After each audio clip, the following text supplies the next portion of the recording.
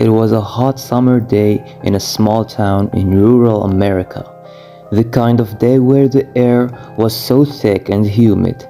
It felt like you were walking through a steam bath.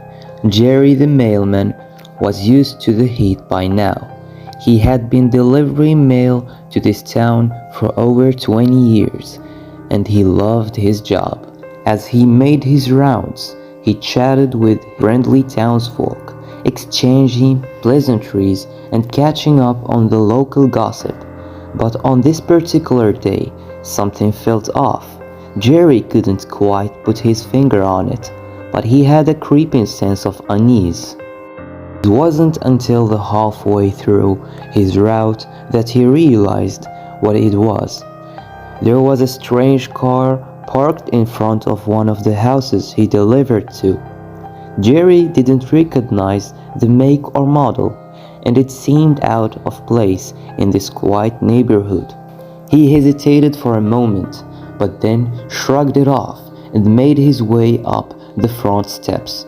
He had to deliver the mail after all.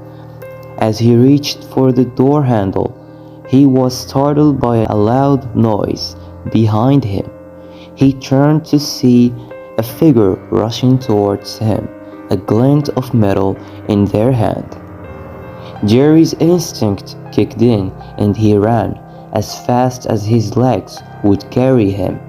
He could hear the sound of footsteps pounding the pavement behind him, getting closer and closer.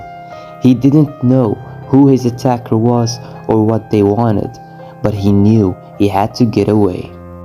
He was panting and sweat was pouring down his face by the time he reached the safety of the post office.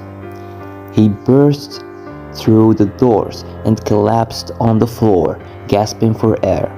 The clerk behind the counter rushed over to him, her face filled with concern. "Jerry, what's wrong? What happened?" she asked, helping him to his feet. "I don't know," Jerry panted. "Someone tried to attack me. They had a knife." The clerk's face turned pale. "We have to call the police. This is the third mailman attack this week.